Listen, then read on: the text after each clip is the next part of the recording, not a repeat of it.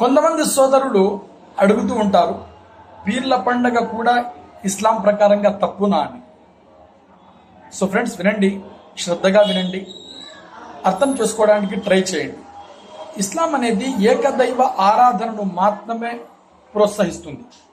పీర్ల పండుగలో పీర్లతో పంజాలతో ఏ వ్యవహారం అయితే ముస్లిం సోదరులు చేస్తున్నారో అది ఏకదైవ ఆరాధనకు చాలా విరుద్ధమండి. చూడండి, హజరే అస్వద్ని ముస్లింలు హజ్కు పోయినప్పుడు దాన్ని ముద్దు పెడతారు తప్ప అంత పవిత్రమైన రాయి ముందు కూడా సజ్దా అస్సలు చేయరు. అలాంటప్పుడు ఒక కట్టె, ఒక గుడ్డ, దానిపైన ఒక పూలమాల వేసేసి దాన్ని ఒక దైవంలా ఆరాధించడం.